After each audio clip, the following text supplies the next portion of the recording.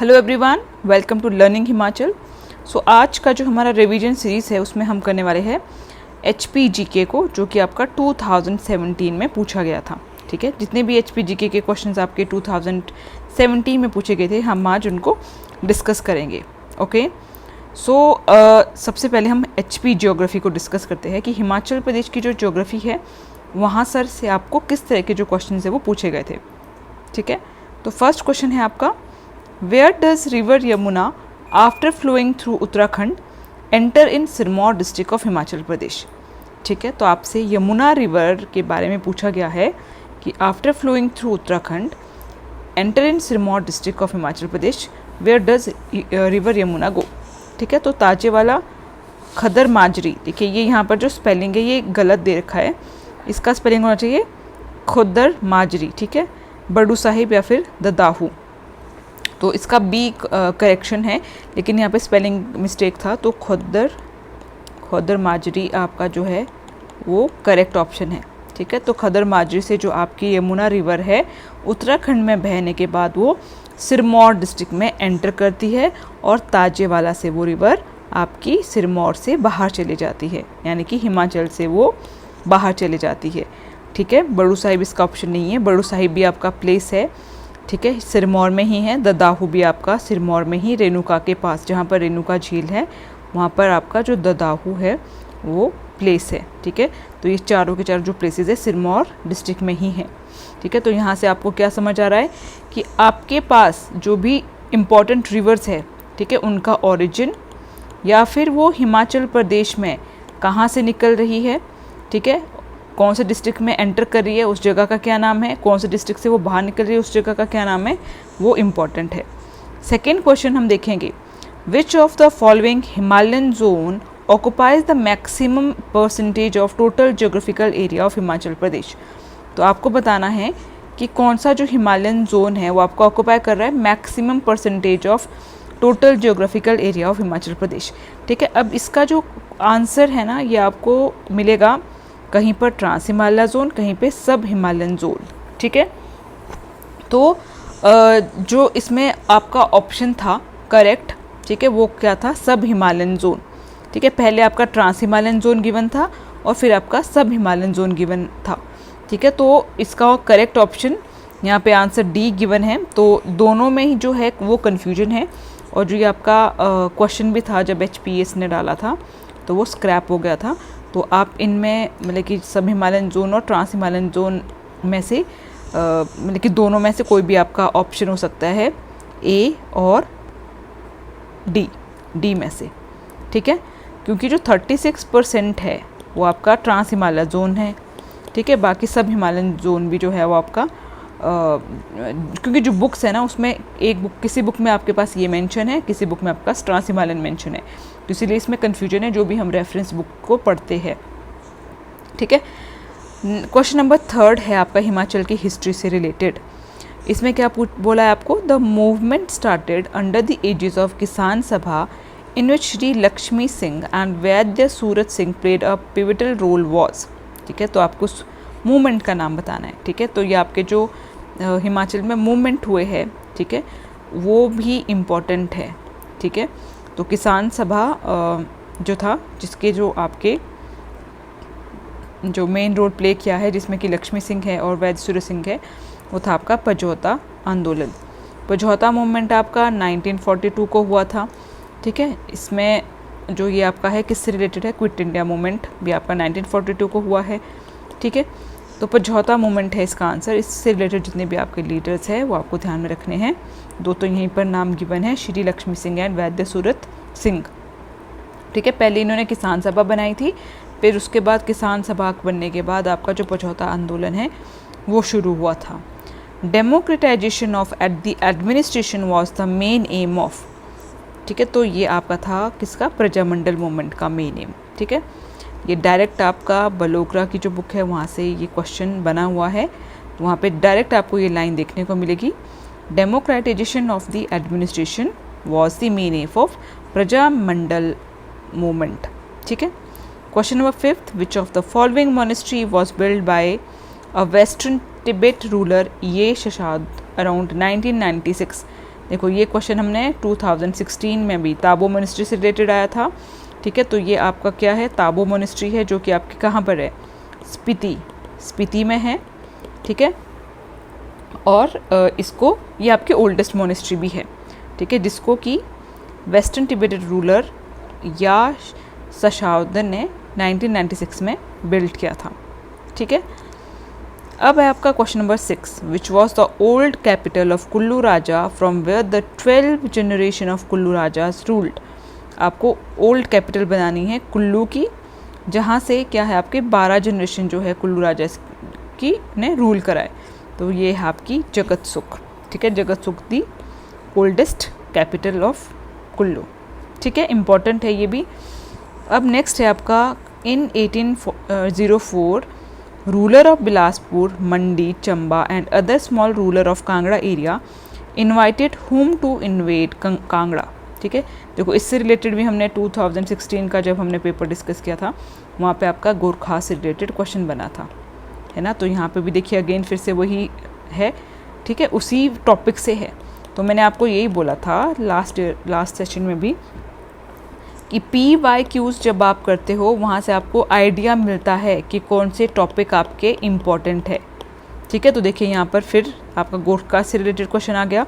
तो उस टाइम पे जो रूलर थे, ठीक है, वो कौन थे आपके, जिन्होंने जो गोरखा की साइड से थे वो कौन थे, अमर सिंह थापा, ठीक है। गोरखा के चीफ जो थे उनका नाम क्या था, अमर सिंह थापा, ठीक है। क्योंकि 1804 में जो आपके महान चंद थे राजा बिलासपुर के, उन्होंने किसको बुलाया था, गोरखा को बुलाया था। उनके लीडर थे आपके अमर सिंह थापा, ठीक है, संसार चंद को हराने के लिए। फिर है आपका in 1848 who suppress the rebellion of Wazir of Nurpur and then Pramod Chand and Raja of Jaswan and Datarpur, ठीक है। तो ये आपका जो क्वेश्चन है, ठीक है, 1848 में जो जब नूरपुर में आपका रिबेलियन हुआ, ठीक है, तो उसको किसने सप्रेस किया था, ठीक है, वो थे आपके मिस्टर लॉरेंस, ठीक है। मिस्टर लॉरेंस से रिलेटेड एक चंबा की स्टोरी भी है।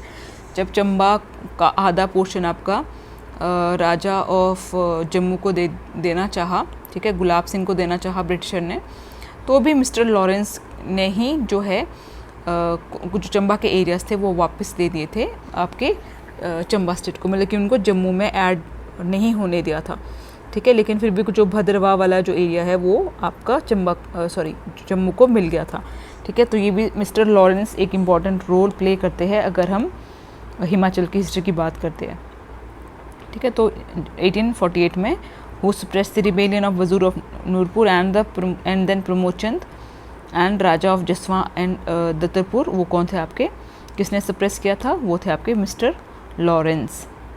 हिमाचल प्रदेश कल्चर और सोसाइटी से आपकी जो क्वेश्चन बने हैं उसमें है माधोराय की जयलिप जो है वो किस में होती है, मंडी की शिवरात्रि, ठीक है। तो मंडी की शिवरात्रि किस राजा के द्वारा शुरू की गई थी, ठीक है, तो ये आपको ध्यान में रखना है। तो माधोराय की जयलिप आपकी क्या है, शिवरात्रि, ठीक है, शिवरात्रि से रिलेटेड है, जो कि आपकी पड्डल जो ग्राउंड है आपका मंडी में, ठीक है, वहाँ पर मनाई जाती है, ठीक है।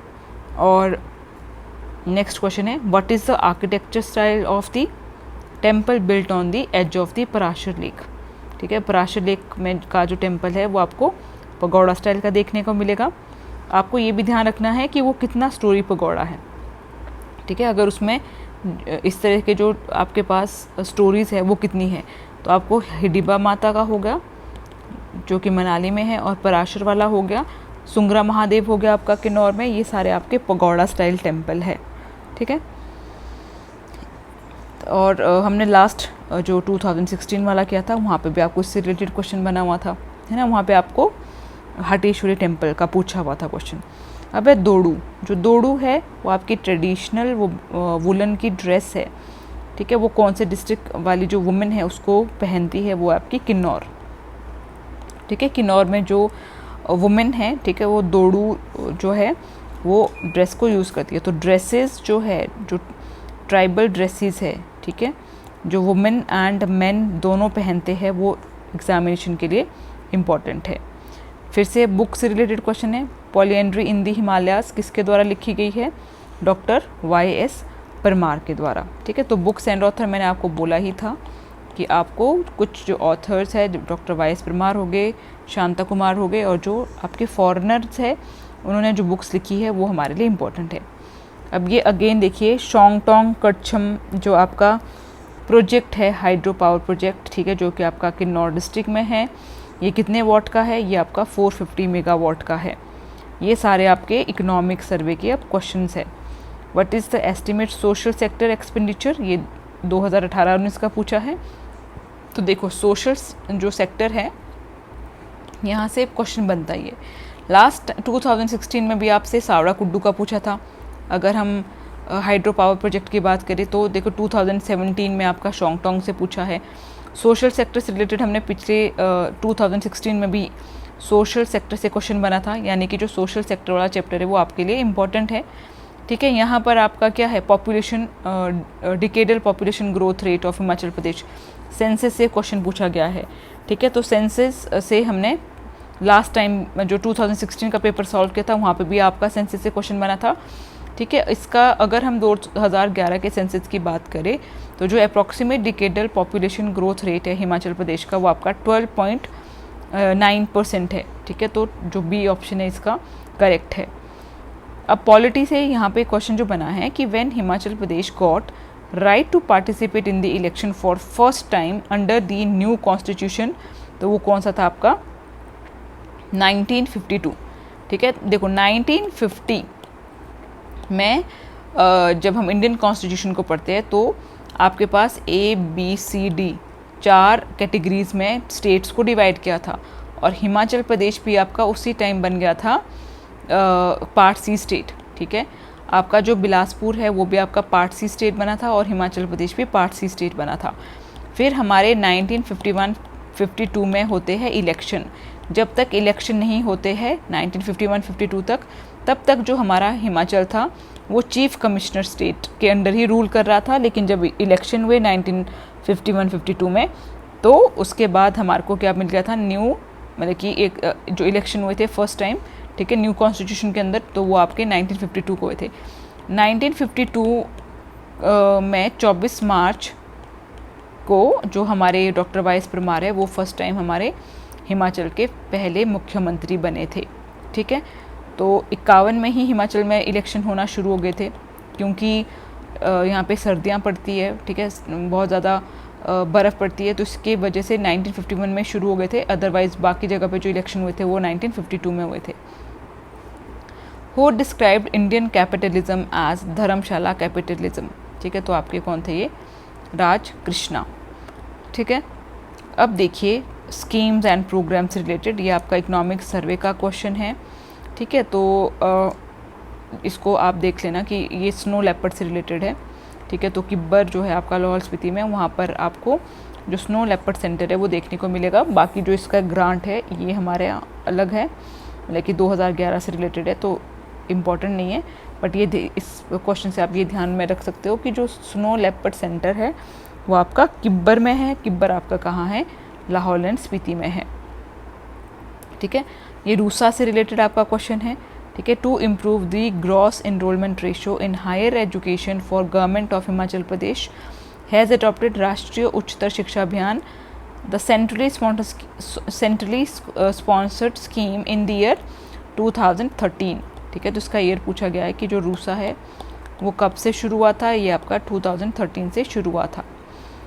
लास्ट क्वेश्चन है, the mushroom development project in Palampur was launched in 1985 with introduction of technology of which country? ठीक है, तो ये आपका डच है। ठीक है, इस तरह के क्वेश्चन जो है आपको इकोनॉमिक सर्वे में देखने को मिलेंगे, जो हिमाचल प्रदेश का इकोनॉमिक सर्वे है। ठीक है, मैं आपको हमेशा सजेस्ट करती हूँ जो गवर्नमेंट का जो इकोनॉमिक सर्वे होता है, ठीक है, आप उसको पढ़ा करो, क्योंकि उसमें आपको जो डाटा मिलेगा वो बिल्कुल एक्यूरेट मिलेगा। ठीक है, तो जो ये पालमपुर में जो आपका मशरूम डेवलपमेंट प्रोजेक्ट है, इसको 1985 में जो है किसकी हेल्प से शुरू किया था, टेक्नोलॉजी कहाँ कौन सी कंट्री की है, डच की है। ठीक है, तो आई होप कि आपको जो ये 20 क्वेश्चन है वो क्लियर हो गए होंगे। इनकेस आपको कोई डाउट रहता है तो आप मुझसे कमेंट सेक्शन में पूछ सकते हो। अदरवाइज़ आपको यहाँ से क्लैरिटी हो ही रही होंगी कि कौन कौन से टॉपिक्स जो है वो आपके मोस्ट इम्पॉर्टेंट है। ठीक है, मोस्टली हमें कल्चर, हिस्ट्री, ज्योग्राफी से हिमाचल के जो मैक्सिमम क्वेश्चन जो है वो देखने को मिल रहे हैं और इकोनॉमिक सर्वे आपका हो गया। ठीक है, सो मिलेंगे हम नेक्स्ट इसी तरह से। अगला जो हमारा होगा 2018 वाला, उसको हम भी इसी तरह से डिस्कस करेंगे और 2022 तक जो जितने भी पेपर हुए उनको हम डिस्कस करेंगे। So thank you everyone and all the very best.